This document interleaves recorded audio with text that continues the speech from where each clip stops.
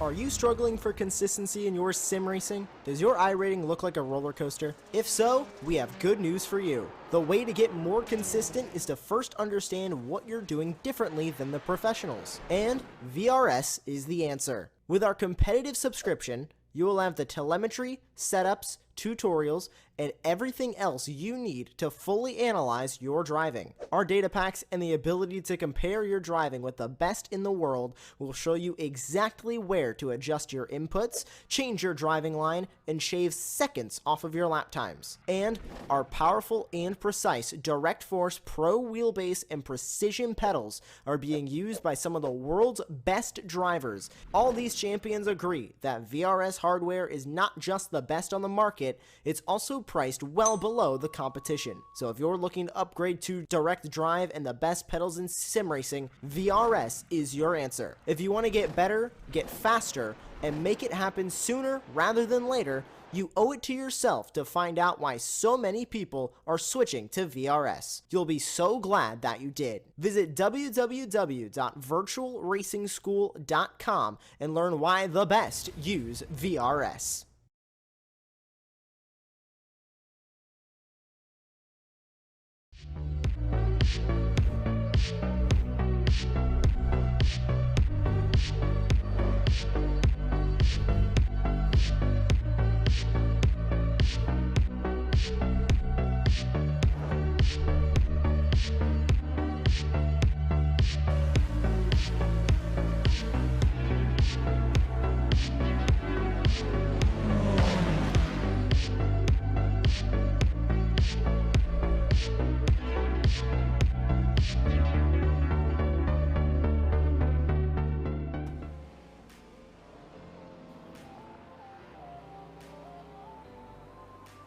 As the ARL GT Trophy Series continues to work its way towards its exciting climax, things start to get a little bit more clear in the championship standings. But before we get to the end of the round in the American doubleheader that will end our season, we have to get through the twists, turns, and trickiness that is the Hungaroring. Welcome, everyone, to today's race at this fantastic Grand Prix circuit. My name is DJ Clark, joined in the commentary booth by Andy Thompson and Zach Sweeney, with our director and producer Jamie Fluke behind the scenes. And Andy, this is a track that, well, it's a little bit different to Fuji from last week, which I would certainly describe as a power circuit. This one, a lot more technical, a lot more difficult for these drivers to master.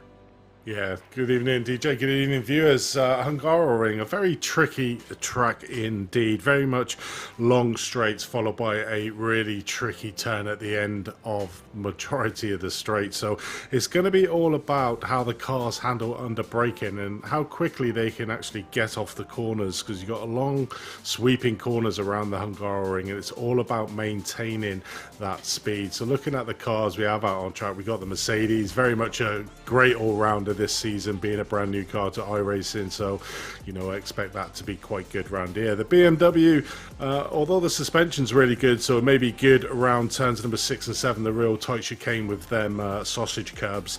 It's not very good around this track, so that might struggle a little bit. The Ferrari has really bad tyre wear, so that might struggle entirely on here. The Lamborghini, really good car setup and probably made more for the Lamborghini. The Porsche is a bit of an unknown, is normally quite good under braking, the Porsche car, so will probably do quite well around here. Unfortunately, no McLaren, or in fact we do have a McLaren of Tim Perry, so again, that car, it struggles under corner exit, so that may struggle slightly. So certainly the car of choice, I think, again, is the Mercedes, followed by possibly the Lamborghini.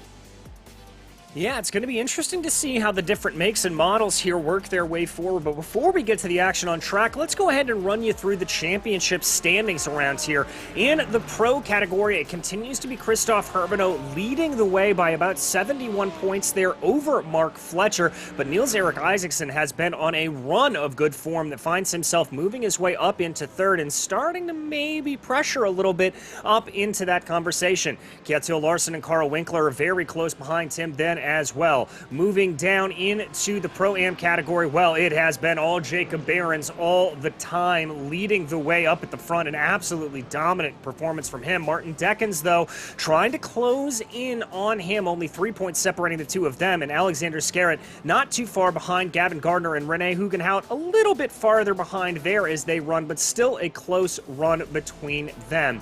Back into the AM category, it's Christopher Otterholt leading the way over Russ Fowler to the tune of about 34 points or so. Luke Pint sits there back with 253 points, and then Sean Cranley-Swa and Ballas Taruxoy round out your top five. So some good battles to be able to be placed out on there, and it'll be interesting to see how they are able to get themselves around. But we follow here on Thomas Cope, last season's champion, as he works his way around this circuit. Drivers out on track right now for a 10-minute qualifying session that will set the field for the 60-minute race. Yeah, it definitely is. I think that AM Championship's really up for grab. Otterholt had a 60-point-plus lead coming in to the last two rounds, but has really struggled, certainly in the last time out around Fuji.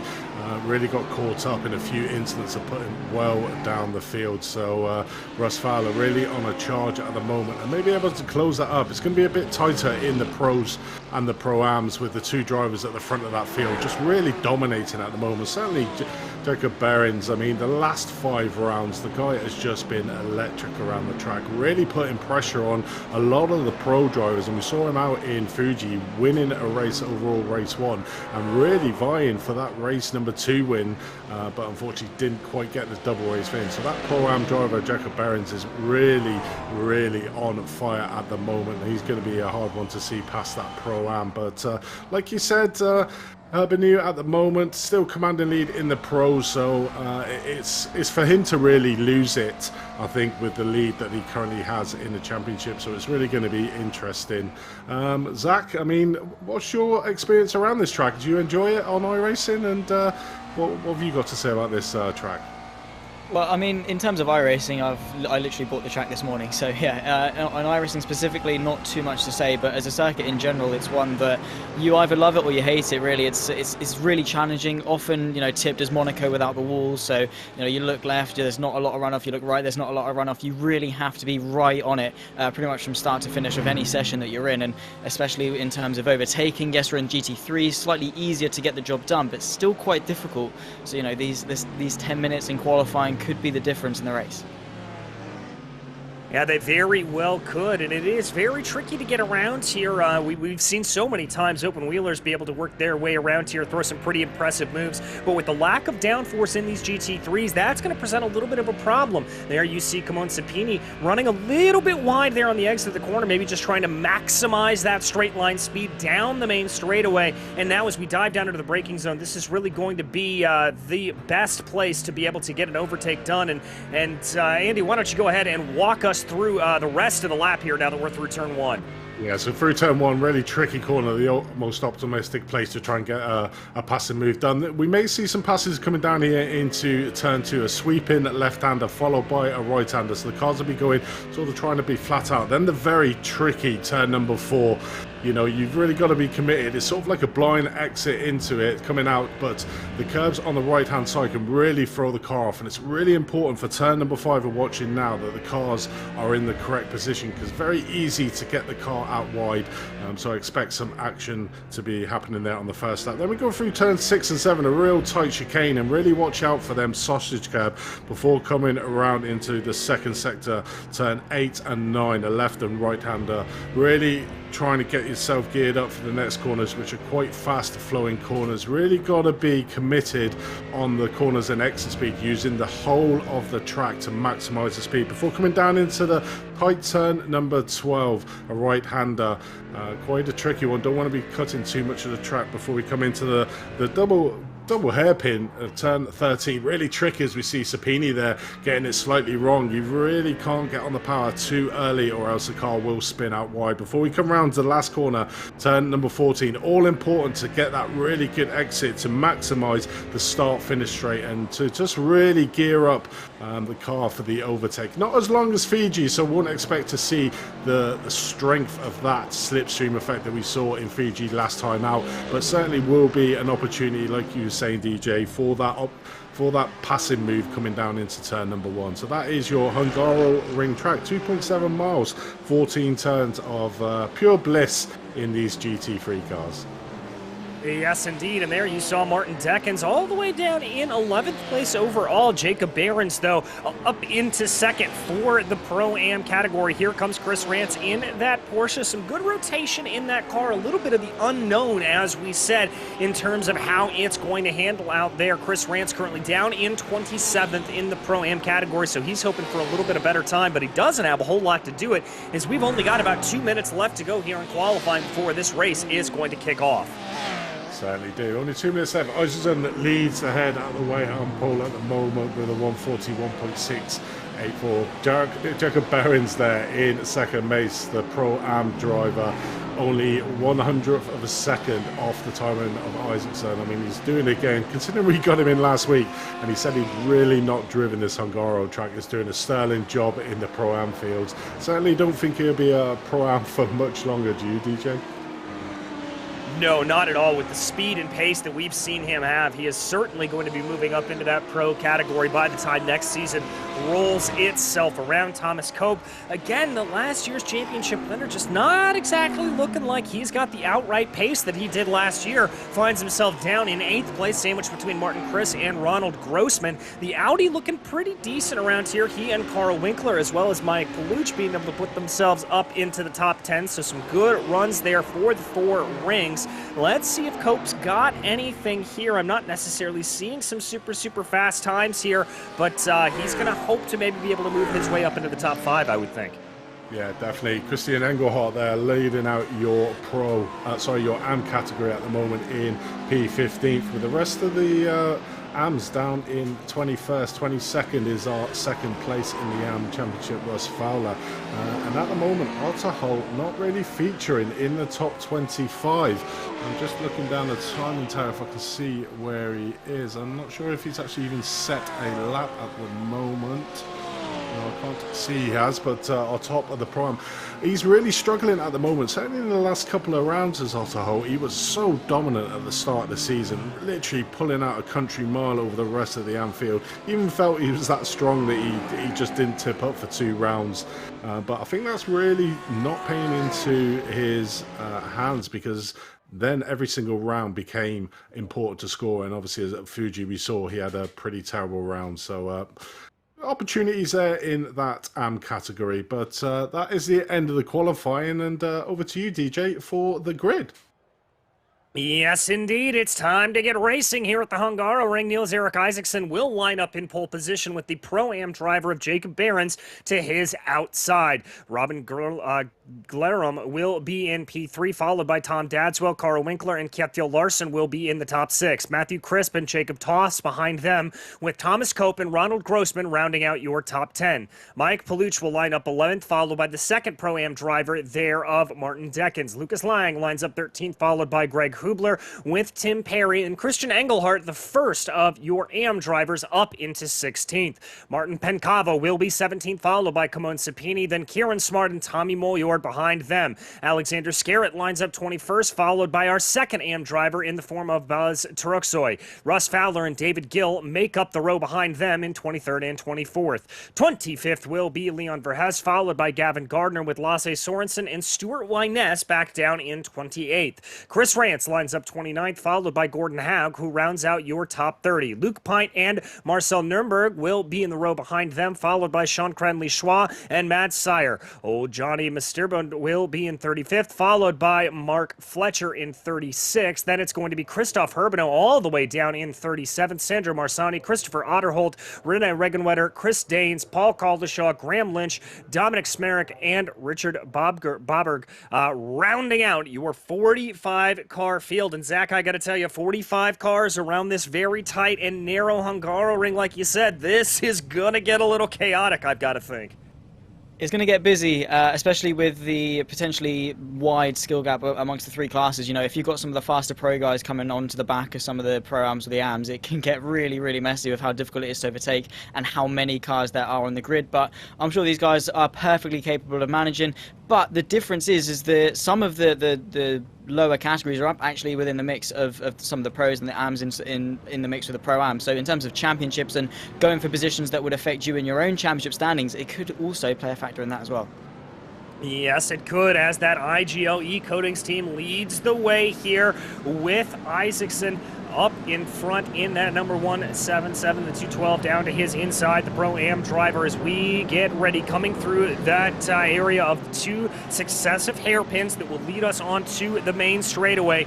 Getting ready as the iRacing pace car gets its way down pit lane and gives control of the field over to Isaacson, and he looks like he's going to get on the loud pedal halfway through the corner. There goes the green. We are racing in Hungary. It's a little bit of a fan out there behind them as Glarum trying to see if he can get a little bit of something going. It's a very, very close run there in the back. 3, almost 4 wide going down into the first corner. Looks like the battle of the BMWs is going to try to play itself out, but there's Winkler working his way around the outside. A little bit farther back in the field. It looks like everybody's been able to get through that first corner nice and cleanly. Yeah, it definitely is, and a great move there from Carl Winkler, just managing to try and pick the pocket in the front. 2 cars that he was racing against there, managing to get up. Lost a little bit of position now, but it's still up 2 places, back in 3rd place. So when we were saying that Audi would be strong around this track, it's certainly paying out. But the front 2, the IGL Coating E-Racing team of Isaacson and Behrens, still managing to keep that 1st and 2nd position. Getting a little bit of gap over Carl Winkler at the moment. As we see, oh no, Christian Engelhardt, our top am there, getting slightly hit around the treacherous turn number 5. I was expecting to see a couple of incidents around that corner because it's very tricky on that 1st lap, considering all the tyres are extremely cold at the moment. So unfortunately, our top am has been thwarted at turn number 5. Back up the front of the field, Nils-Erik Isaacson starting to pull a little bit of a gap here. Let's call it 6.5 tenths of a second as they dive their way into the final sector. It's a single file run out of the twisty bits on this circuit. As there they go. There's Lucas Lang coming down into the corner. Kieran Smart doing a good job to be able to gain a position or 2 on that last lap, trying to see what he is able to get for the Track Scotland team. Thomas Cope having a little bit of a look to the outside there of Russ Fowler, maybe trying to set up a little bit of an attack here. Zach. He's looking for it, but again, there's very few opportunities really to get the move done, especially into that final sector. It's just hairpin after hairpin, those consecutive runs to round off the lap. So it's better just to stick back, wait for that slipstream down this pit straight, and then utilize the braking zone down and towards turn 1. But he hasn't got that crucial run that he needs in order to set himself up on Fowler. He's a little bit too far back to go for the move on the Mercedes. He might have to look out for the BMW of Vines behind, as well as the Porsche looks for a dive, and it is just that Constantina effect of everyone trying to find their way through, and this is what it causes. It's just packs of cars starting to form as people start to fight amongst each other, losing time to the pack in front. And there is Christoph Herbeno, your current points leader in the pro category, trying to piece his way up through the field right now. A big gaggle of cars up ahead of him, though, in the form of Kjetil Larsen, Hav, Sire, Pint, Hubler, all running together. Oh, and that's Hubler getting it wrong, coming through turn 2 off into the grass. He's able to gather the car back up under him, but he's going to lose a lot of speed there, Andy. Yeah, it definitely is. It's a really fast corner, that one, and if you lose it or you lose speed up there, as we just saw Hubler, he lost around about 10 places coming down that short straightaway between turn number 3 and 4.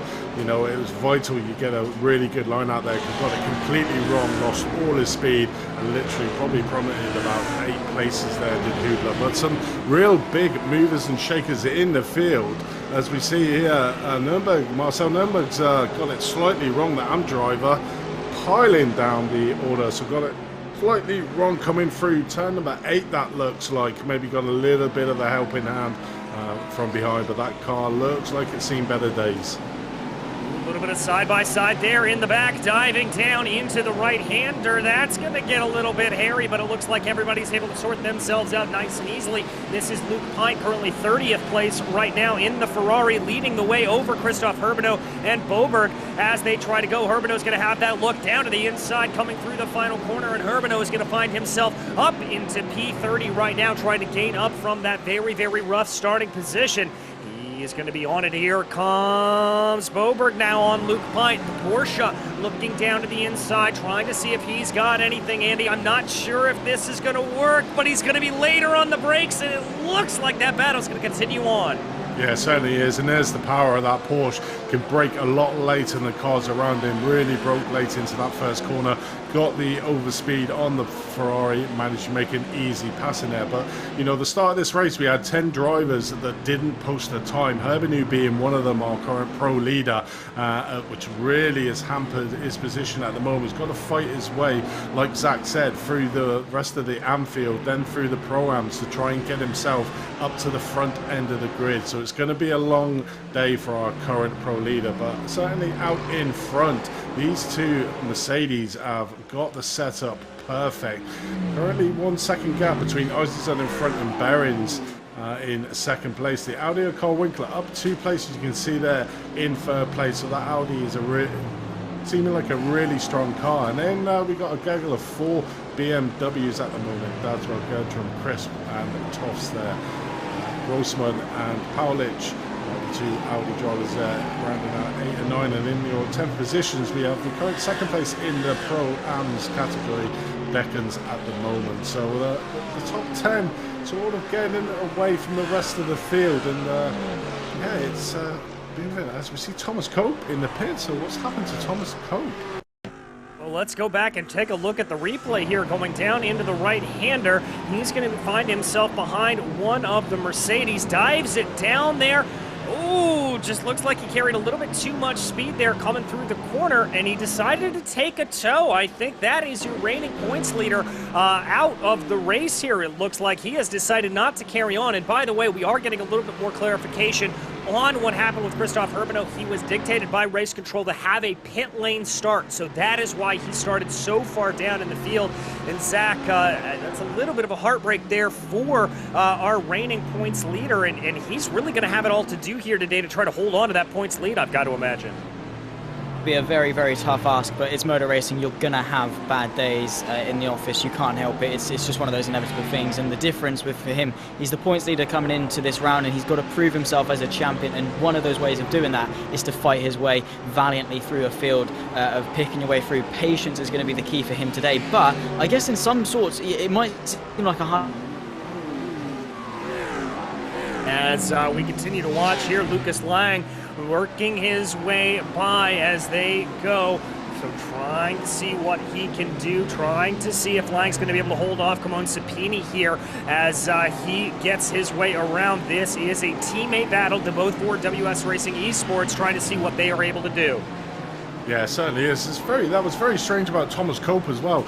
You know, he only spun the car, had no damage on his car. Oh, as we see a slight incident here, again coming down into turn number 13. Very treacherous corner there, as we see a couple of cars getting it slightly wrong. Luckily, coming off okay with Mads Seller there in Lamborghini, but Marcelli's certainly putting them up a lot of pressure here, coming down towards turn number 1. The BMW at the background there, just snaking all over to try and get him. I'm surprised he's not tucked up behind the rear wing of the Lamborghini, and this is giving the opportunity maybe for a 2-for-1 there for the BMW there in front, and he gets a 2-for-1 into that first corner, so literally left the door open for Haig to just slide down the inside. Little bit of a fight back here, though, for Sire as he tries to go down through the left-hander that is turn 2. We've seen so many good passes get done here, but it doesn't look like that Lamborghini's going to be able to make it work. And they stay single file now, working their way up the hill. A little bit of flash of the lights there for Mads. I don't think he's exactly happy about what happened to him, but look who's been able to insert himself into this conversation. Christoph Herbeno already up into P27 from that pit lane start, and we've got a car around. That's Boberg, and I believe Collishaw is going to get involved as well, and Matt Sire. Everybody getting taken out here coming up through the hill. Yeah, Rico Boberg got hit twice there, unfortunately, obviously on the way in, and then obviously Paul Collinshaw coming through into turn 5. So let's have a look at what happened here. Oh, he lost it all on his own coming into the turn 5. That's a really unusual one. His back end of his car just literally sped away, hit into the Lamborghini there, and then Paul Collinshaw collected his front right-hand side, so that Porsche a little bit banged up on the right-hand side of it, but seems to still be going okay out on track. So can wait to the Brown to pit stops to use that fast repair that each of the drivers have, so they don't try to lose too much time on track. And currently watching the battle here for the amateur lead. Tarowski there in 18th in the BMW, followed by Russ Fowler in the Mercedes. Otto Holt at the moment nowhere to be seen on track. I think he did have a pit lane start as well, so he's trying to fight his way back up through the field, but certainly at the moment this is another good opportunity for Russ Fowler to close that 30-point gap at the top of the AM Championship. Just needs to get past Tarowski to take another race win. Did have a great double AM win in Fuji last round out, did Russ Fowler, so flying high at the moment. He does have Tarowski in front of him in the BMW. Yeah, he's going to have to try to work his way forward here a little bit, but this is definitely going to be a battle of endurance, and as we go along here, still about 50 minutes left to go in this race. Drivers kicking up a little bit of grass there on the exit of the chicane as they work their way up the hill. We look a little farther up in the field at Robin Glerum, trying to see here what the BMW driver is going to be able to do. He finds himself currently in everybody around here, looking for multiple angles. And Zach, I'm really startled by the fact of we're seeing multiple angles getting taken down through these last two hairpins. As we continue to work our way around right here, waiting to see if anybody's going to be able to take any of the draft here on the main straightaway. Andy trying to see if they're going to be able to get anything. Little bit of a poke to the inside there, little bit of a thought to try to dive it down through the corner, but it doesn't look like Dadswell's able to get the move done on Winkler. No, definitely not. Winkler at the moment is doing a sterling job keeping that Audi out in front of this lead group, trying to follow into the wake of the two Mercedes out in front who have seemed to sort of like scampered away from the field. You can see the gap between first and second, 1.4, and then the gap from second to third is around about the same again. So the front two really getting away at the moment. Carl Winkler leading out the main chasing pack with Dadswell and Gertrude there in fifth place. We do have a replay here of the amateur lead. So Tarowski in the front. We're looking at Russ Fowler in the background of the Mercedes. Oh, he just takes it in far too deep there, does Russ Fowler. Stops the car, doing the sportsman thing, letting Tarowski keep that position and then carries on. But that was a little bit of a late lunge there, trying on the inside by Russ Fowler. But did the sportsman's thing and didn't just carry on, did tuck up behind Tarowski. But I think Tarowski still has, according to Time, managed to secure that AM lead at the moment. David Gill has managed to overtake Russ Fowler with Russ Fowler in third. But at least both of them live to fight another day here, DJ. Yes, indeed, and there does look to be some damage on the rear end there of Tarowski's car, and hopefully not going to be any damage to the diffuser there, which is going to generate a lot of that rear end downforce. He's going to be hoping that that has maintained its relative structural integrity. That is Kjetil Larsen directly up ahead of them, trying to see what he is able to get, as now they dive their way through the final two hairpins as they go working around here, trying to play themselves out. I think Jacob Toffs up ahead has just been able to get by Martin Crisp up in the front of the field, and indeed that almost looks like Crisp is going a little bit slowly there. Excuse me, that is Toffs going a little bit slowly. Not sure what necessarily happened there, but it looked like that driver was a little bit out of sorts. Yeah, it certainly did. Maybe it's the line coming through that corner. It's very meticulous line coming through turn number 2. If you get it slightly wide, you lose so much speed coming into it, but seemed to got back on it through turn number 3 coming down the straightaway as we're watching Tommy Moyloid in the Lamborghini here, closely followed by Pinkava. We've seen Pinkava involved in quite a few incidents in previous rounds, so we'll see if he can manage to keep it clean this race and come out with a one-piece car with some decent points, but been quite unlucky. Both these drivers really having the championship, DJ, at the moment. Tommy Malloy's been running really well, and then all of a sudden got caught up in an incident and put pay to him. So hopefully these two drivers can make hay while the sun shines, as they say, and try and get some valuable points in their championship. Tommy Moyloid at the moment 4th in the Pro-Ams with Pencava towards the rear end of the Pro Championship at the moment. Yeah, they're going to be hoping for a little bit of a better run here. We check in on Mark Fletcher, who currently runs in 30 at the Altitude Esports driver, trying to get his way by Christopher Otterholt directly up ahead of him. Some names that we're not used to seeing this far down in the field, but some pit lane starts getting thrown off there. Otterholt looking a little bit squirrely coming through the right-hander down into the lane. Looks like they've got a little bit of a slower car that they're able to get themselves on by. Fletcher trying to put some pressure here back to the back of his fellow BMW driver, thinking about a look down to the inside there, able to get the preferred line, and Fletcher able to get that is fantastic. Side by side as they run, trying to see what it is, and there it looks like Fletcher's going to lose out. Yeah, it certainly does as he comes side by side here. Otto and Fletcher down into turn number 1. Power of the BMWs coming down here into turn 1. Otto on the inside, Fletcher on the outside. Who's going to get the speed done coming out of here? Otto gets a really tight line, but Fletcher will have the inside line here down into turn number 2, so should be able to get this move done at this location. Yes, he indeed does, as Otto just tucks in behind him. But we saw, like you said, Otto just getting slightly a little bit squirrely. Now, this track is super hard to make the passing, so it's going to all be about how the car is set up, and be interesting to see how these cars have made the setups doing, with the fact that they've got some long straights but also got some tight technical twisting sections on track. So as we saw there, Otto's car getting very squirrely on the last lap.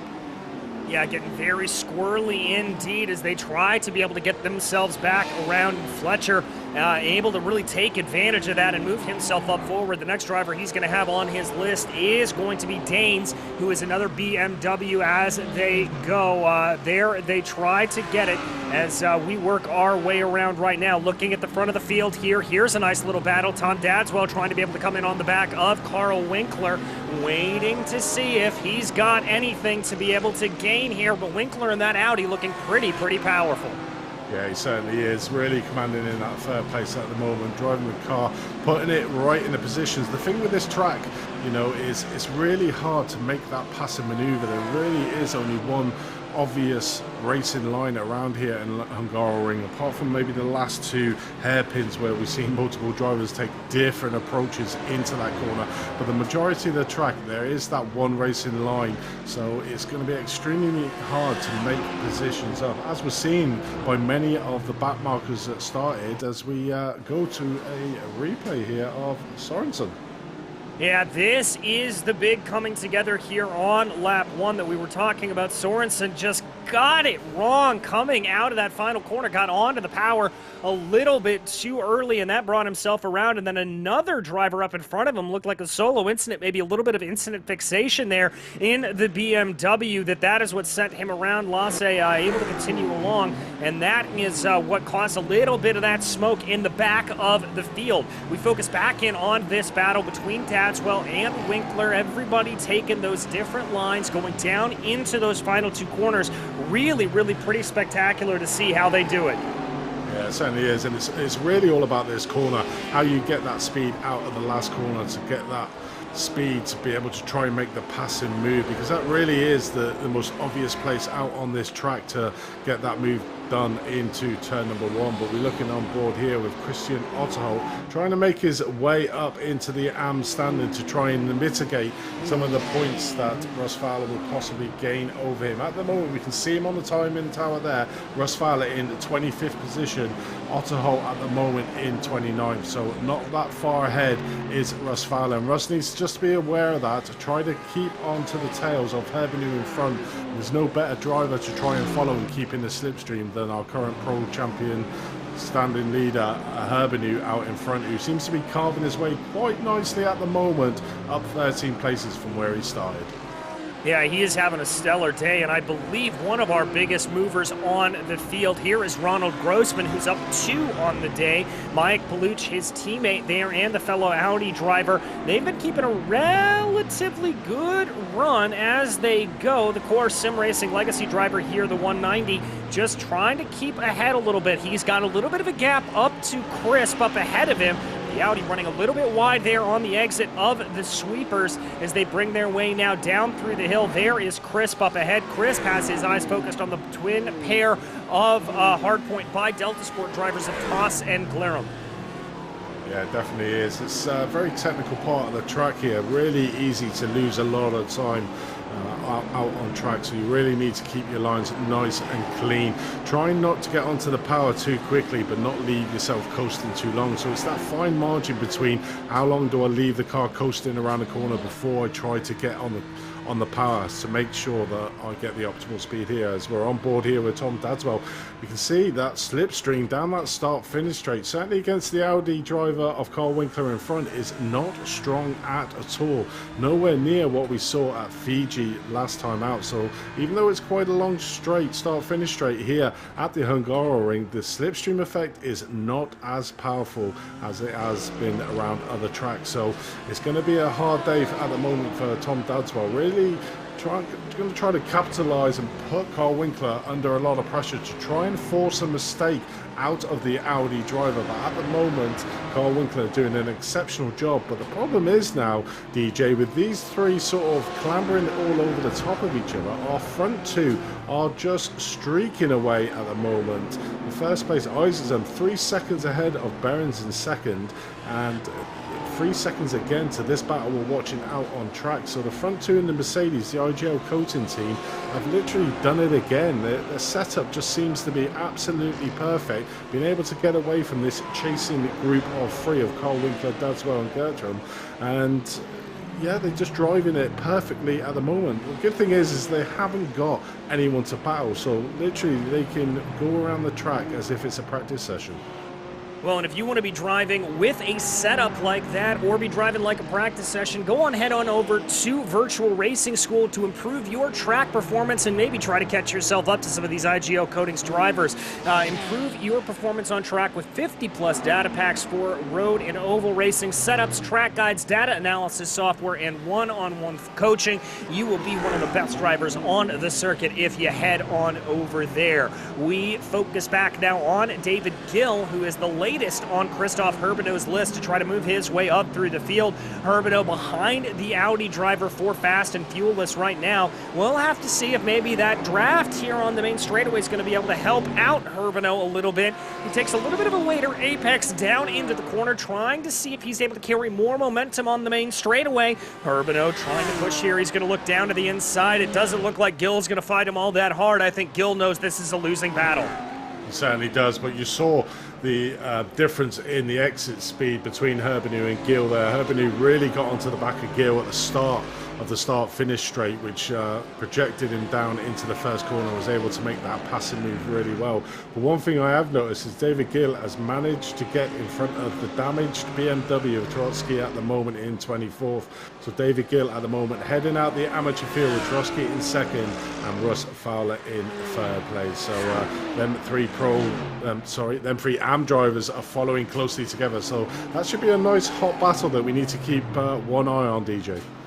Yeah, we certainly should be able to keep our eyes on this as they run 1, 2, 3 on the track right now, trying to see if they're able to get anything right now. There is Russ Fowler as he works his way around. And remember, he had lost a little bit of time to these drivers earlier on in the race, so good to see him be able to catch up in and hold on a little bit. Now, he is only about, let's call it 34 points behind Otterholt right now in the championship, so he wants to try to get ahead as much as possible to try to see if he's able to gain anything and move himself up forward. I think for certain he wants to try to get by Taruxo here. A podium will be helpful in that attempt to do it. And Zach, as they go down into the corner again, multiple lines being taken as they go. It looks like Fowler had a little bit of a look there. He certainly did. Trying to look all over the back at the moment of that pretty damaged BMW, which will be affecting his aerial speed. You can see the back end of that BMW pretty much caved in, and the front of that Mercedes, they're not got a lot of damage. So not only is that Mercedes fast car, but there he goes looking down the inside into turn one, thinking a little bit better of him after his last couple of escapades coming down there as Russ Fowler. So he just tucks it up behind, but certainly does look like Tarosky is an injured animal at the moment, and it's all about how Russ can cleanly make that passing move on the BMW in front of him. Well, taking a look there at the front of Russ Fowler, it does look like there's a little bit of damage to the front of that Mercedes. So, Zach, I wonder if that's actually throwing off his speed here a little bit. Very easily can be, and of course it'll be knocking his confidence that he doesn't have a perfectly working car underneath him either, which again, it's all about morale. Sometimes as a driver you start to feel a little bit weak, and you can see that the pack in front of you start to pull away as well, which will just completely demotivate him, which is just never going to be a good thing, especially when you're fighting so closely for positions. But you just have to press on. Things have happened. What can you do now? Just press forward, do the best you can for the rest of the race and try and consolidate the position you're in. But yeah, that's certainly not a good place for him to be in this race. No, it is not. But Tim Perry here in the lone McLaren in the field doing a good job to keep himself forward, as it looks like we've got our first pit stop being fired off here. Martin Dickens, the Flemish Sim Sports by Verico driver, is going to bring his Mercedes number 227 down pit lane right here. And, you know, Andy, this is a little bit early as they go, but still within that pit stop window that we expect. Yeah, it is, and this is what we come to see in this championship. People just trying different things to try and maximise their position out on track. Maybe sort a little bit of gap. Certainly if he's got a spotter helping him as well, saying pit now, there's a window of opportunity you can get out in fresh air.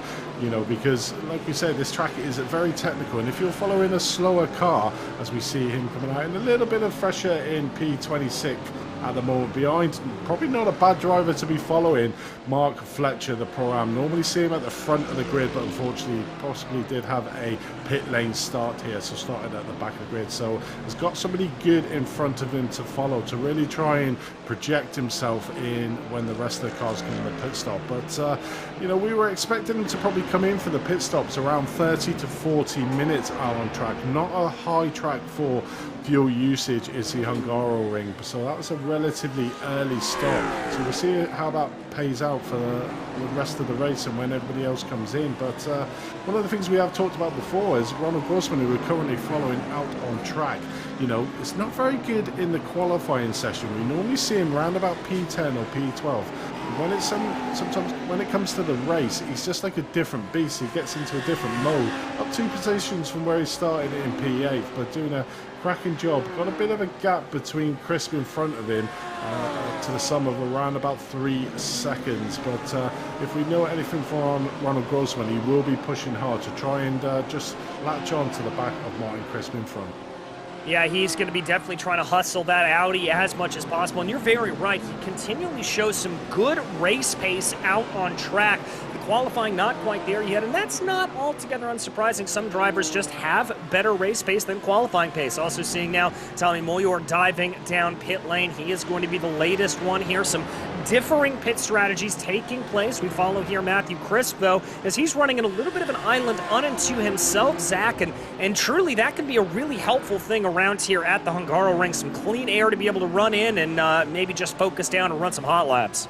Absolutely, consistency is going to be key around here, and it's so much better when you're just by yourself. I mean, in some cases, if you've got a pack in front of you to go and chase, then it can help just to dig deep and try and catch the guys in front of you. But if you're going for an undercut or an overcut, just having that clear air, having that space to do what you do best and try and make up that time by yourself, it's so much better just to, yeah, again, just to not be distracted by anything around you. It's so easy to get overwhelmed by other cars and panic if you've got someone in your mirrors or you're trying to avoid a spinning car in front. So yeah, for Crisp, just to run in some clear air. He's still a couple of seconds back off this pack of 4 in front of him, so again he'll have that instinctual drive to try and get onto the back of them. But yeah, at the moment should be plain sailing for him right now. But of course we're at that crucial stage, aren't we, DJ, with the pit strategies, just trying to focus on your own race and maximize the opportunity that you can from the pits.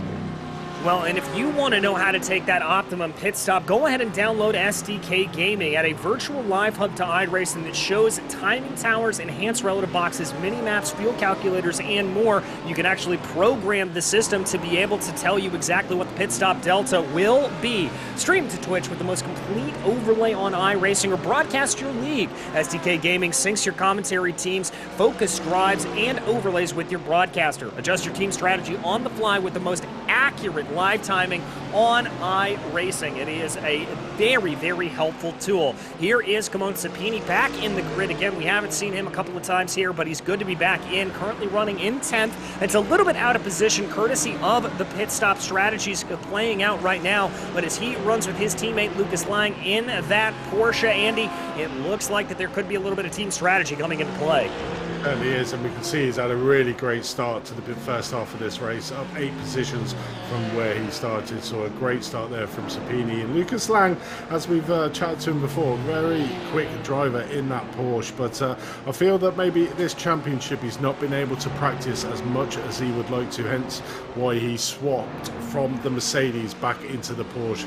As we all come to know, as Lucas Lang is very quick in that Porsche and has really got it dialed in, so maybe because of that factor he can't practice as much as he wants to, he goes to a car that he chooses. But back on board with one of my favourite cars, the McLaren there, Tim Perry doing a sterling job up in P12 at the moment. But the thing with that McLaren is that it's really strong in the first half of these hour-long races, but then when you get into the second half of the races, then tyres are screaming at you, and you know, you lose a little bit of grip, a little bit of traction, and that is what this track is all about. So you just need to keep it going, mate, in that McLaren, and keep that position going in the second half of this race. So I'll be keeping a beady eye on the McLaren to see how he fares in the second half after the round of pit stops. Well, indeed, and important to remember here that we normally don't see tire changes going on in these pit stops. It really is fuel only, as Leon Verhelst is going to be the latest driver to come down pit lane as we officially tick over into the halfway point. Here comes a few more drivers down into the pits. It looks like Dominic Smerrick is going to be coming in there in the 377 Porsche, so that'll bring his way down into the pits. Checking back in here on one of the Track Scotland drivers. This is Stuart Wines, the latest driver who Christoph Herbeno has in his sights. And Zach, I got to tell you, I shouldn't be surprised that Christoph Herbeno has been able to move through the field this efficiently, but it is still very impressive on a track that is notoriously difficult to overtake on. As the championship leader, he has to prove himself to be worthy of being up there. So, I mean, there's one way to do that, and that's to carve your way through such a field, and that's exactly what he's doing right now. Usually around the Hungaroring, it's one of those things that you have to rely on pit strategy to get yourself up. And talking about clean air just a second ago, for a driver like Herbeno, that is going to be a golden opportunity for him to seize, just to maybe go a little bit longer than everyone else, get some clear air, use the pace that he certainly has to then try and jump a few cars without actually having to do the work on track. But even without that, he's carving his way through some of the pros and the pro-ams and the AMs. He's carving his way through absolutely everyone, biding his time, waiting for that opportunity. He's not going for those 50-50 do-or-die moves. He's waiting, putting that pressure on the people in front of him, just to say, I'm here, I'm going to wait, I have a little bit of time, and then going to go for that opportune moment where he can then actually get himself in front and seal the deal. And for the most part, really, most people know their place against a driver like Herbeno, who knows, they know he's not really in my race, there's no point fighting him. So for the most part of his moves, it's actually been quite plain sailing. So yeah, really impressive stuff so far from the Belgian. Yeah, very, very good driving, and you bring up a great point there of the sort of sportsmanship that does exist here in this series and the recognition of faster drivers coming up behind you. This is a very, very clean series. One of the things that we pride ourselves on being able to broadcast here is that it's one of those series where everybody sort of knows if you're going to be fighting within your own class or where it will break down. But with 32 minutes down here in this race, we are ready here for more and more pit stops to fire off. As you said earlier, Andy, anticipating the majority of them to probably come here within about the next 3 to 5 minutes or so, I would have to believe. Yeah, definitely, and it's going to be who blinks first in the top following pack between Winkler, Dadswell and Gertrude. Gertrude just getting off the back end, so sort of a little bit of daylight between Winkler and Dadswell in that chasing group, but it's going to be who blinks first out of this group of 4 at the moment. And I think the pit stops are really going to pay in, certainly with this group, of who comes out on top at the moment, because the IGL coating guys have just flown away at the front of this field in this race at the moment. We haven't even really looked at them as we look at Jacob Burns in second place. The closest one to Carl Winkler, but he is still a sizable difference. And Isaacson, you know, from the pole position, went off early around turn number 14, got that jump on the field, and then has pretty much been clean sailing. Really helped him out having his teammate behind him to know that there's going to be no late lunges or anything untoward, as Behrens is going to keep it clean behind him to give Isaacson the way to just look forward out on track. Oh, as we see Ronald Grossman, we talked about him earlier, getting it slightly wrong there, down into turn number 2, I believe that is, yeah, turn number 2. So maybe got caught up a little bit between Lang as we go to a replay. Well, it looks like here he's pretty much on his own going down into the corner. Did he just bring a little bit too much speed coming into it? Yeah, that looks exactly what it is. The rear end of the Audi just breaking away there. Whoa! Very lucky to avoid any sort of contact there in the back. Grossman's going to be able to get back and going. He'll find himself in 11th position. Not sure exactly what that's going to be once pit stop cycles sort themselves out, but Tim Perry right behind him. Andy looking very, very hungry. Yeah, so Ronald Grossman just undone all the hard work he's done in the first half of this race. He's got it all again to do, but there is a sizable gap now between himself and Lucas Lang, the Porsche driver, in front to the tune of around 6 seconds. So it's going to be a long second half of the race. But like you said, the pit stop strategies can come into play with these fields. We've seen it many times in this championship. You know, the extra 1 or 2 seconds, you know, this pit lane as well is quite treacherous for maybe getting the time as we watch a passing move. No, we see a replay here of Leon Van Helquist. Oh, getting it slightly tapped behind there through turn number 13, and I think we saw the Ferrari in front of him as well, making it slightly wrong. So Tommy Molloyd gets a 2-for-1 there. Yeah, he does. He's going to find himself now up into that looks like 25th position overall. So a run there from Molloyd, able to move himself up forward into the field a little bit as they go. Waiting here to see what is going to happen in terms of pit stop cycle, though as we take closer and closer to that 35 minutes left to go in the race, 25 minutes left to go in the race, and we are indeed over that point here at this point. There is David Gill. Looks like there's some lap traffic that he's going to have to deal with, and Zach, that's going to become a big story here in the second half of this race. Lap traffic going to certainly be having to keep their heads on a swivel. Absolutely, we teased with it at the start of the broadcast about how it's just going to be so difficult, especially with such a busy track and quite a tight one as well, to pick your way through the traffic, how eager they are to move out of your way, and whether they're locked in their own sort of battles as well. That could also play a factor as we see Verhelst get past Pint there in the Ferrari. He's managed to move his way up and try and recover after his a little bit of a spin just a moment ago. But yeah, the lap traffic, we talk about it mainly in endurance racing, not usually in these 1 hour sort of sprint-esque races, but when you've got 3 different categories of 3 different skill levels, it can really start to pile up, and that could be the difference. We've seen triplets, quadruplets of cars in the same category fighting over position, and if you don't have the experience, if you don't have the patience, or just even the luck to get through the traffic efficiently, that could cost you quite dearly.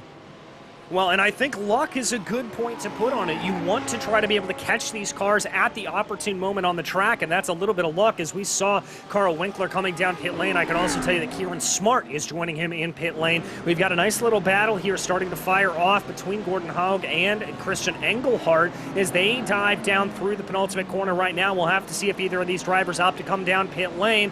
It's a wide exit there, and it looks like Engelhardt, the Zero Force Racing number 346, is going to come down pit lane, although Gordon Haug is going to stay on out there for the Scarrett Racing number 371. So drivers splitting themselves out here, still waiting for the majority of the field to come down pit lane, including our leaders here, the Hardpoint by Delta Sport drivers up at the front right now, Toffs and Glarum, waiting for the 2 of them to come on in.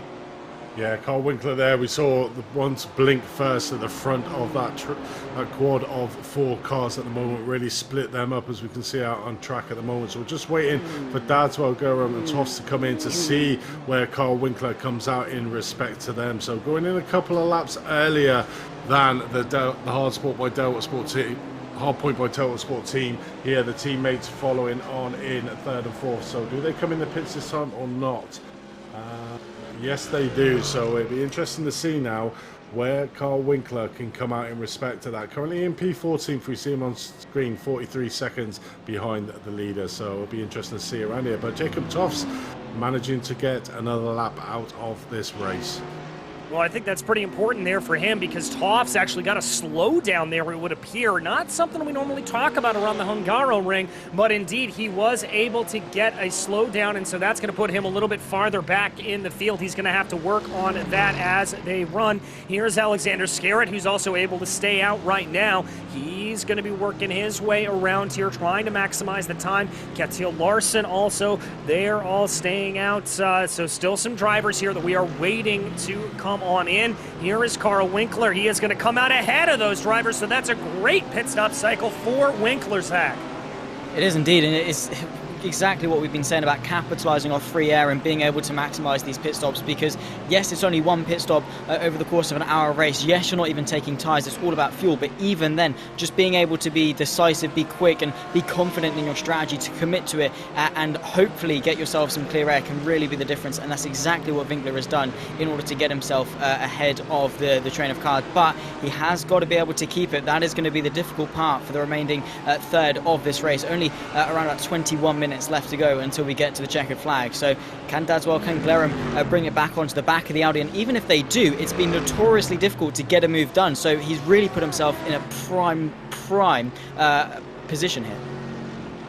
Yes, he has. The one thing that he may have working against him here is that Audi, known as not necessarily being the quickest in a straight line, and obviously the prime overtaking opportunity. Oh, here's a little bit of side-by-side coming down into the corner. That is going to be Dadswell trying to get around a little bit of the slower traffic there. That is the 35th place car all the way back down in the order. I believe that is Marcel Nuremberg, and so he was able to dispatch him, but not before losing a couple of seconds. And Andy, that is the problem here. That is what you run into when you've got this lap traffic, is losing that time.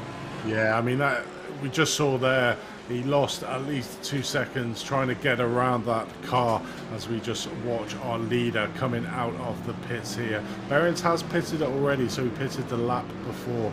Hasn't managed to close up the gap, still around about 4 seconds. But yeah, lap traffic will come a major part in this race here, as we just saw there. Carl Winkler did have Dadswell behind him quite closely. Now he's around just under 2 seconds away, so just that one car has caused Dadswell to get off the back. But looking at the back where them 4 cars were in, Gertrum is trying his best, currently 1 second off Dadswell at the moment, but that front quartet of cars has sort of a couple of seconds gap in between them now after the round of pit stops, so that could be really important come the end 10 minutes of this race.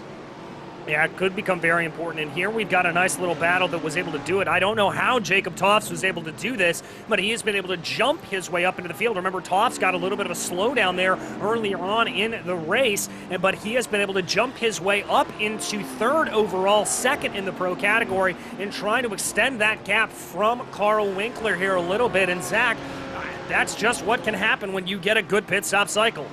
Yeah, we've been saying it for the last sort of 15-20 minutes in terms of pit stop strategy, and that's exactly what he's done in that BMW to be able to catapult himself up the order. But as you say, he has got that pressure of Carl Winkler to be mindful of, and of course the lap traffic could potentially pose a threat. If he gets slowed down, you can see flashing the headlights to just say, move out of my way. He does not want to be dealing with that, especially when he's got the charging Audi right behind him. We cut back to Dickens in the Pro-Am. He's got Lang for company in that Porsche, and again, it's that thing of how hard of a fight do you put up between classes, because yes, it's for overall position, but in terms of your own championship, it doesn't affect you as much. So will Dickens in fact put up as much of a fight as he potentially could?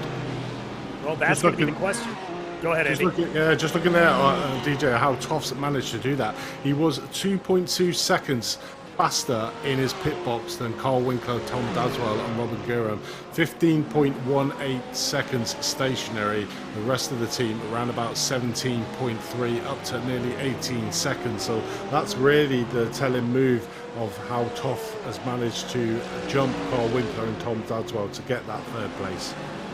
Well, and the question now is going to be is if he's going to have to go into fuel-saving mode now in this second half of the race, and that could come back to bite him a little bit, although it is pretty easy to save a little bit here coming through some of the braking zones, but at the same time, that'll cost him time as he runs. Zach, it's a little bit of an advantage now, maybe a disadvantage later. We're going to have to see how this plays out. This is going to be fascinating to follow. It's that compromise between, you know, how hard do you push at the start, how hard do you push at the end, and trying to balance it out where you want to be at different points in the race. Ideally, you want to be fuel saving when you've got the track position in front of you, because it's, you know, it's a little bit easier to keep cars behind once they're behind you at a track like the Hungaroring. If you have to fuel save and you've still got cars to overtake, yeah, it's not going to be good for you at all. And it's not particularly too difficult to lift and coast and save a bit of fuel around the Hungaroring, because, you know, yes, you've got quite a bit of stop and start, but you're not at the top end of your rev range for very, very long. So you should be pretty good. This is Herman, or something happened to him. We see the Belgian getting maybe a bit of a tangle with some lap traffic. That is such a shame for a driver that's been on such a valiant charge. Yeah, that was Paul Collishaw that got into the side of him there, I believe. So Herman, it looks like he lost a couple of positions. He's going to find himself down in 22nd overall right now, and that's going to be about, I think, 16th in class. Taking a look here at Mr. Ed. Ooh, oh, that was a nasty tangle there, Andy. Yeah, it seemed to go extremely slow towards turn number 5, and the car behind sort of like caught out by how slow you're going. Literally just piled into the back of my story there, and pretty much a lot of damage. I'm not sure if that other car is still going, but he pretty much piled into the back of that car, so heavy damage between them two. But Jacob Toffs in 3rd place, still managing to keep that lead that he has at the moment over Carl Winkler in 4th place in the Audi. So that Audi not really catching up where he was probably expected to. That Audi driver been extremely fast. Oh, as we have a Porsche there, just slightly getting it wrong through turn number 8. That could have been disastrous. Rickard Boherd, who had a great start to the race, but seemed to struggling a little bit down in 33rd position, but does have a lot of the front runners. You see Carl Winkler there flashing his headlights furiously to make sure that Rickard gets out of the way as he's trying his best to try and get up onto the back of the BMW. Yes, he is. And the other thing that Winkler's got to keep in mind here is the fact that he's got Dadswell right behind him, as there we see that Porsche diving down pit lane there. So that is going to release Winkler to be able to go ahead. But he's not just looking to be able to close down in front of him, Andy. He's got to worry about behind, because he's got Dadswell and Galerum there right behind him. And it's not like he can just focus on trying to run. He's got to play a little bit of defense here too, I'd imagine. No, definitely not. We know the likes of Dadswell. We saw him out in Fuji in the last race. You know, ever the optimist, trying to look at that. As soon as you make that slight little mistake, he will be on you and trying to make that pass and move. So exactly that. Carl Winkler trying to get up onto the back of the BMW of Toffs in front of him, but does need to have an eye in the back of his head for Dadswell behind, because he is putting him under a lot of pressure. At the moment, we join back up with Tim Perry and Mark Fletcher having a little bit of a battle over 19th place at the moment. The McLaren driver just slightly edging it over the BMW driver at the moment, but unusual position for seeing Fletcher. We normally used to see him at the front of the grid, so he's just shown how hard it is to pass around this track, around the Hungaroring, where they stopped. Oh, that's Alexander Scaret. I thought that might want to have been one of the front runners there, but it's Alexander Scaret, the 3rd car in the IGO Coatings team. Yeah, looks like he's had a little bit of an issue. We jump back to check out the replay here. This is going down into turn 2, gets up onto the curbing.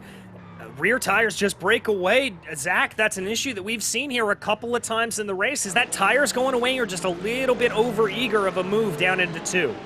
I mean, when it comes to curbs, it's pretty much hit or miss. Some curbs will really like your car, others will just spit it out, especially at the Hungaroring. A lot of high curbs as well. The cars don't like the sudden undulation change. That's why you see, you know, over bumps or things like that, how the car will just go away from you. The rear end will just be like, nah, not happening today at all. Of course, after being on the same set of tyres for 47 minutes as well, will not help them at all, especially around quite a tyre-heavy circuit like the Hungaroring as well.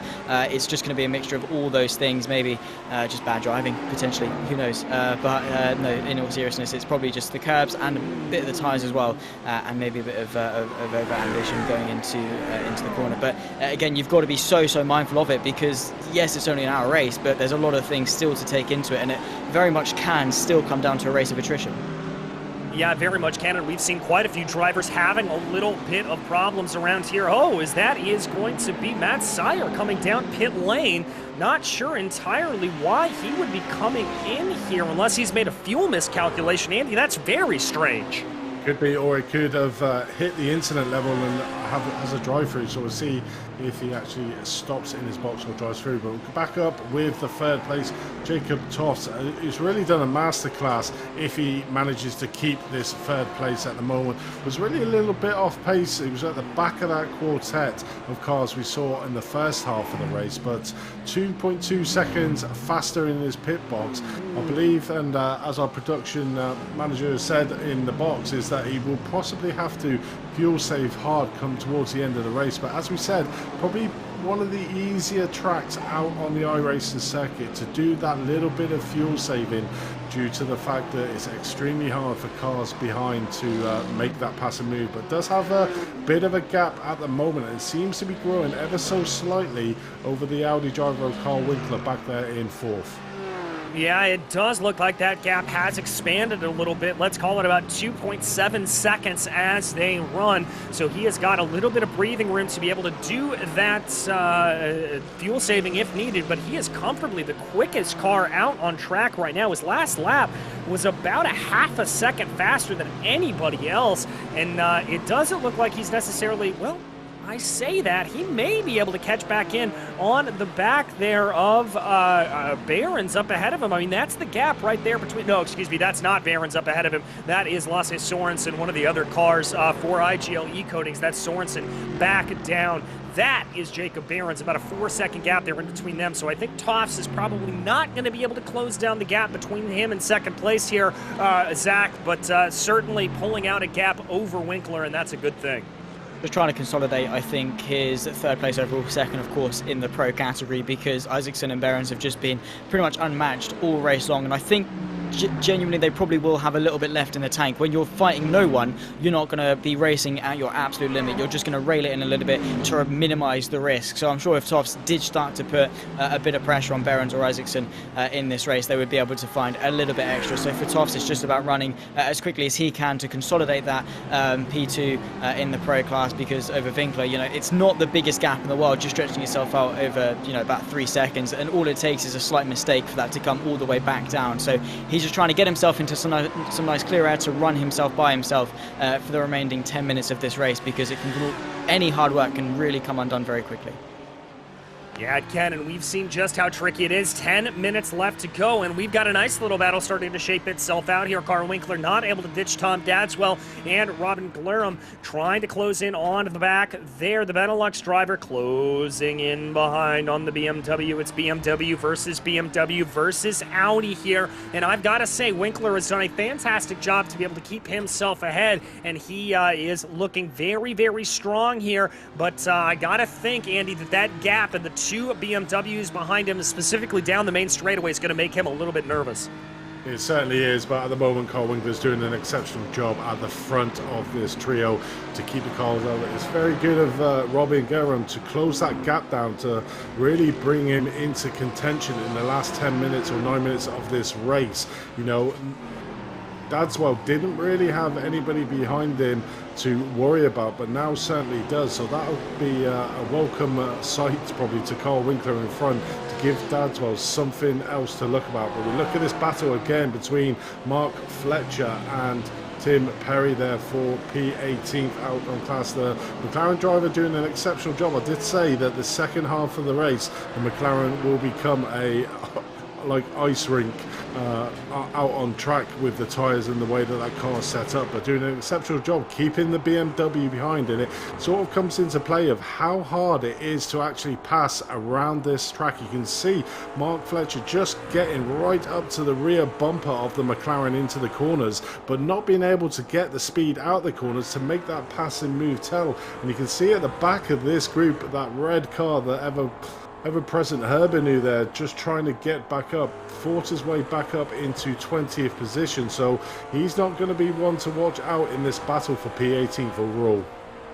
No, he's not. He could certainly get himself interested in this battle as well. There you can see a little bit of a squirm for Tim Perry, and that gave us a perfect view of these two BMWs behind him. Look at that closing speed. If they go down into the corner, they're now going to have to get their way by Nuremberg there up ahead of him, as that is a lapped car that they're going to have to deal with. And looks like Marcel is trying to get out of the way to the best of his ability. He's going to stick very, very wide. Tim Perry able to carry a little bit more speed mid-corner through the final corner, but is that going to help him be able to keep this out on the main straightaway? It now turns into a little bit of a draft battle. Herbino looks like he's been caught out just a little bit, and now this turns into a two-way battle. Here comes a little bit of a look from Mark Fletcher. He's going to stay back in line, but only 7 minutes to go here, Zach. If they want to make the move, they've got to do it pretty quickly.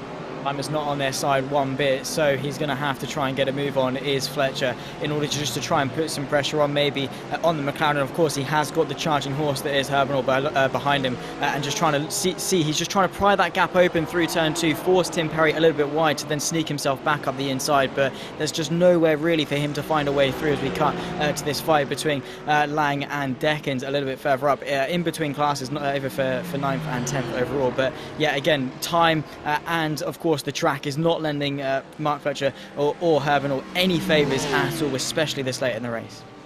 No, not at all. And here's another little battle that we've got starting to fire off. This is going to be between categories. Remember, we talked about this one a little bit earlier. Martin Dickens and Lucas Lang. Dickens currently 2nd in the Pro-Am category. Lang running at 7th in the Pro category. But this is a battle out on track for 9th place position. Both drivers trying to be able to maximize the exit there out of the corner. And if you want to figure out the best way to go through that corner or any other corner, head on over to Apex Racing Academy. With 29 data packs, setups, track guides, it integrates seamlessly with VRS. There are also weekly coaching sessions, plus more to be able to get out on track. You can maximize your lap time and race just as quick as some of these drivers out on track. Like Lucas Lang right now, the Porsche driver trying to see what he's able to do. Doesn't look like he's going to be able to get it here on this lap, Andy, but he certainly looks like he might have a little bit of the pace to try to see what he can do. Yeah, probably getting frustrated behind that Mercedes there. Has been behind it for a number of laps at the moment. Deccan's doing a great job just keeping that Mercedes out in front. Oh, as I say that, he makes a mistake into turn number 5, giving the opportunity, but no, the power of the Mercedes just powers around the outside of turn number 5, and that's the very much difference between these two classes of car. The Mercedes has got that the bottom end grunt to be able to power out the corners. Unfortunately, the Porsche doesn't have it, but the Porsche extremely late on the braces. We see Lucas Lang trying everything to pass Martin Deckers. But just looking back at the fields here, David Gill currently still leading the AMP battle in 22nd. We've got Russ Fowler there in 24th, about 2 seconds behind him. So these two have been going nail to toe in the AMP battle. In 3rd place, we've got Otterholt. So Otterholt has done a cracking, sterling job in this race from the back of the grid to get himself up into 3rd place in P26. Only 2 places behind Russ Fowler at the moment. So the points difference won't be as much as it would have been at the start of the race. You can see there Otterholt closing in on Russ Fowler, the Mercedes just in front, the blue and white Mercedes of the performance in the car there. So it could be a real battle on in this last 4 minutes if we can see Otterholt taking that 2nd place. But joining back up, and Mark Fletcher has finally got past Tim Perry for that P18th place, but Tim Perry won't let it go at the moment. Got Herbinu just behind him, but that McLaren is very good in a straight line, certainly in the slipstream, so maybe have an opportunity here down into turn number 1. Oh, but Herbino's going to take a big look down into turn 1 as well. He's going to try to force the McLaren a little bit wide, gives him plenty of space, though, at the apex. Herbino gets a nose ahead as they plunge down the hill now going into turn 2. Perry's going to hold the preferred line, but Herbino's going to be able to roll a little bit more speed there around the outside. It's going to be line favored back to Christoph Herbino going down into turn 3. Whoa, getting a little bit close there. Tim Perry holding on tooth and nail, and he's going to be able to hold that ahead for now. Brilliant defense there from Tim Perry, Zach. Absolutely great effort between both drivers from Tim Perry to try and keep that place, for Herbinal to try and get it, but great mutual respect between the both of them. It takes 2 to tango after all, especially at a circuit like the Hungaroring where, yeah, if it goes even marginally wrong, it's so difficult for things to stay quite clean. But in doing so, you can see Mark Fletcher has been able to pull out just over a second of a gap. So for Herbinal and him wanting to maximise his places in this race, it's not been good at all, and he wanted to get that place over Tim Perry as soon as he possibly could, but now it's looking increasingly unlikely for him to be able to do so. We're back with Christopher Otterholt on the back of Fowler, and just look at the train of cars in front of him, and now he even might be able to not only minimize the points deficit, he might actually be able to get a couple of points over Fowler. Yes, he might. Otterholt trying to see what he can do. Fowler closed down there a little bit. That was Nürburgring that he had to get around there, and that slowed down your second place driver in the race right now for the AM category. But it doesn't quite look like here that Otterholt is going to be able to get the move done quite yet. They power their way onto the main straightaway with about 2 minutes left to go. I think this will be the penultimate lap for these drivers here. Looking back in, here's Tim Perry under threat yet again from Christophe Herbino. Herbino's got a nose ahead as they dive down into turn 2. He's going to try to do that same move that he did last time, just carry a little bit more speed. He's going to have the preferred line down through 3, but Perry's going to be able to carry more momentum. Andy, I know how much you love that McLaren, and it is looking great in the hands of Tim Perry. It certainly is. I mean, you can just see how much the tyres are wearing down into turn number 1. Herbino's got the marker on Tim Perry every single lap, but Tim Perry still manages to keep that inside line for turn number 2, and able to get that powering move coming down through the fast turn number 3 to get the move done. So Herbino behind him knows he's got the marker of him going down into turn number 1, but Tim Perry and his position out on track is exceptional. He puts his car to the outside of turn number 1, so then he's got the inside line into turn number 2, which is the ideal place to keep that move done, because obviously the car alongside him will have to take the long route round and a slower route around that turn number 2. So at the moment, Tim Perry doing a cracking job in that McLaren. You can just literally see how squirrely that car is going around corners. He's literally tiptoeing that car around these long sweeping corners at the moment, and that is where Herbino is really catching the speed up on the McLaren driver. But we'll see it all again here. I'm pretty sure that Herbino will be alongside Tim Perry again coming down into turn 1, but we'll see Tim Perry just angle his car on the outside of turn 1 to be able to get that move done as we watch Herbino go again down the inside. Tim Perry just hangs it around the outside, but as he got it slightly on, literally just gets to the back quarter, Herbino just manages to close that inside door, and unfortunately Tim Perry doesn't survive this last lap, so unfortunately loses out that position, but great fighting for the last couple of laps. Great fighting and a great drive here for Niels-Erik Isaacson, who will be coming around the final corner right now. Barney the flagman holding on to that checkered flag as they come through this final corner. It's going to be another IGL Coatings eRacing 1-2 as victory goes to Niels-Erik Isaacson. Jacob Behrens once again takes victory in the Pro-Am category, and Jacob Toffs will hold on to P3 overall. Winkler's going to be able to hold on to that battle behind Dadswell there, the rest of the drivers crossing over the line. Here's a little bit of a close battle between Crisp and Paluch as they come out of the corner. That Audi doesn't quite look like it's got the legs, but it is going to be Crisp that takes 7th place, followed by Paluch in 8th. Martin Dickens will come home in P9, and looks like Lucas Lang is going to have a very, very respectable P10 on the day. It is. Now just looking back at that AM battle at the moment, David Gill still managing to keep that P1, but it's all about that second place in the AM Championship between Fowler and Otterholt. Otterholt still behind Fowler. Fowler at the moment just soaking up the pressure here on the final lap, knowing that the championship leader is right on his tail. Coming around turn number 13, keeps a nice clean lap. A line around there into the last corner, turn number 14, so it's going to be interesting. But we see David Gill here take the AM victory here out in the Hungaroring. We look in the background there, so it looks like Russ Fowler has managed to secure that second place. But Otterholt, I mean, what an amazing drive from the back of the field to get just behind his championship rival there in the AM class.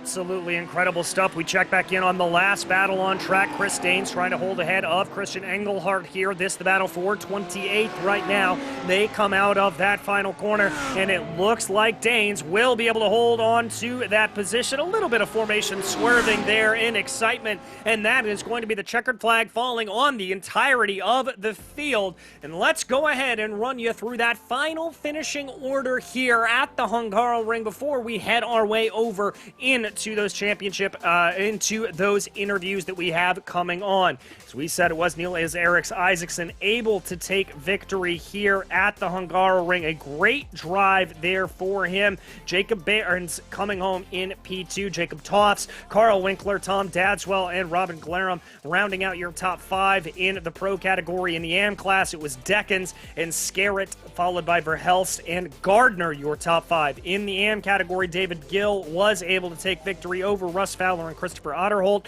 Then Christian Engelhardt and Gordon Haug rounds out your winning drivers there in the AM category. We've got a couple of drivers here ready for an interview, and first up, it is your overall winner, Niels-Erik Isaacson. And Niels, another fantastic run there for you. It looked like from the drop of the green flag, you just had this thing in your pocket. Oh, thank you. Now I'm very glad. This was very good. Double victory. Oh, that's good.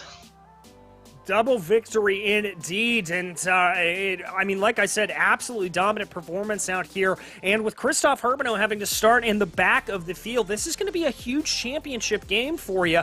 Are you maybe looking at that championship now as potentially within reach? No, we are looking for the team championship. So, yeah. So we will see. We take one race at a time, but the team championship is the most important for us. And it's looking good also at the moment there. So. Well, that's good to hear. I have to ask you, we head to another twisty circuit next time out in the form of Suzuka. You think that you and the Mercedes are going to be doing well around that Japanese stalwart? I think actually the Mercedes will be better there. I don't know, but I think it will take advantage of the top speed. Yeah. So, but it was the car was on the rails today as well, and I have to thank Lasse Sørensen for the setups. So yeah, it was on the rails the whole stint, both stints. Well, if it was on rails, it looked like you had it just perfectly underneath you. Outside of Lasse there, thanking for the setup, is there any other thanks you'd like to give away today? Yeah, the usual suspects, Sande Trafikkskole and my team, and also you guys for a good broadcast. And also congratulations to Jakob with the podium. I think that was very good. Well, very good indeed. Another great finish here for IGL Coatings E-Racing. Congratulations yet again, my friend. Thank you very much. Thank you. All right, that was your overall victor there, Niels-Erik Isaacson. And now it looks like, Andy, you've caught up with our Pro-Am victor, Jacob Behrens. Yeah, Jacob, welcome to the booth. I mean, I'm sort of running out of words to describe, I mean, you're driving round after round. I mean, we spoke to you last week and we were asking you how you thought this race was going to go, and you were like, well, I've not really driven it. I'll just have to do a little bit of driving. I mean, just give us the secret to your formula of how you are racing the way that you currently are. Mate, I want to know too. I have no idea where this is coming from. It's just, well, I guess I put in quite a few hours into this car. That certainly helps, and I get good help from my teammates. But just something after, I think Monza, I think something after that just clicked, and it's just starting to get faster and faster and faster, and it feels good, and it's really fun.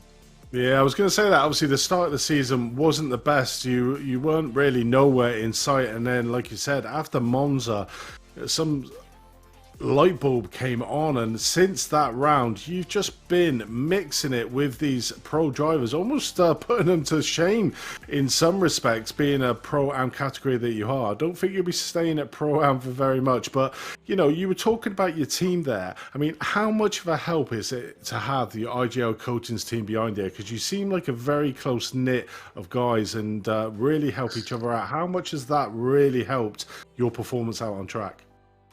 I'm pretty safe to say that my podium today is down to a single team member, actually, Lasse Sørensen. He gave me the setup right as the session started, and just, you know, test it, see how you like it, and I loved it. And previously, every other time I've driven on this track, I haven't really found a setup which I liked. It's also a bit understeery, oversteery, and never really found the opportunity. But he gave me this beautiful setup, and it all came together. So the team is really important. Yeah, I mean, it certainly seems that out on track, and we just saw that Eric Eisen, the winner, saying that it's mainly down to the team championship for him in that pro standing. But no sorts of that for you. You are currently streaking ahead in that pro-am category. You've got to feel yourself that it's down to you now to lose. Ah, man, don't say that. Don't give me the commentator's curse. But yeah, I think Dickens and Skada, of course, are really quick, so I have to keep an eye out for them too. Right now I'm on a good streak, but you never know when that might end. So I'm just, focusing on the next round and just trying to get through the season. Yeah, I'm touching wood that I haven't commentated curse yet. But we've got Suzuka out next round, and obviously your teammate thinks that the Mercedes will be strong around that track. I hate to ask, have you actually even done any practice around Suzuka yet? Haven't done practice yet. I did last year, I think I did the 10-hour where I spun. So Suzuka hasn't treated me too well. But I'm looking forward to it. It's not my favorite track, but it's an interesting track to say the least. And hope I get to join you guys here. Well, the way that you've currently on form, I wouldn't put it past you to do it. But before we let you go, is there anybody you'd like to give a shout out to? I've said it last time, I'll say it again. ARL Coating Seed Racing and Sandra Trafikkskola. They make this all possible. Scarrett gave me the wheel, so borrowed me. So I think they deserve a special shout out today, and Lasse Sørensen for the setup. Well, great victory again in class. You're certainly on fire, and we look forward to seeing you in Suzuka at the next round. So there was Jacob Behrens, our Pro-Am winner, really running away with the championship at the moment. And DJ, are you standing by with our winner of the AM category at the moment? I am indeed. David Gill, welcome to the booth. A great drive up through the field. A little bit of argy-bargy there, but you really put it together when it counted. Thanks, DJ. Yeah, it just kept out of trouble today, really. I thought the Audi would be quite strong around here. It's quite good through the twisty stuff, but yeah, still sketchy. But yeah, enjoyed it today. Well, it looked like a good run there. I mean, you were really able to take advantage of some of the coming together that we saw there between Fowler and Otterholt a little bit, and Engelhardt as well.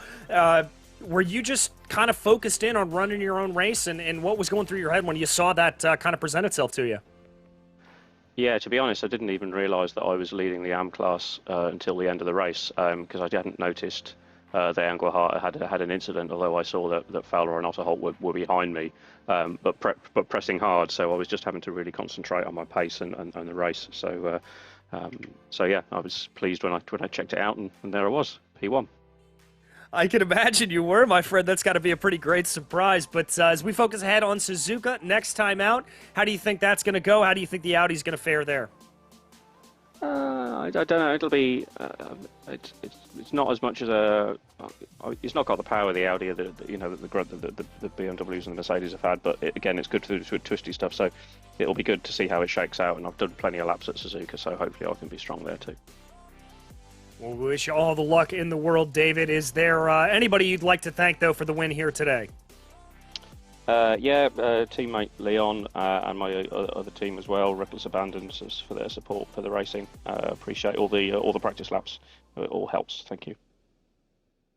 Well, thank you, David. That was your AM class victor, David Gill, and that is going to round up our interviews here today, and that's indeed going to round up our coverage here on Apex Racing TV. But on behalf of myself, DJ Clark, Andy Thompson, and Zach Sweeney, as well as our director and producer, Jamie Fluke, behind the scenes, thank you so much for joining us here today. We will see you next week at Suzuka, and until we see you on the track, thanks for watching.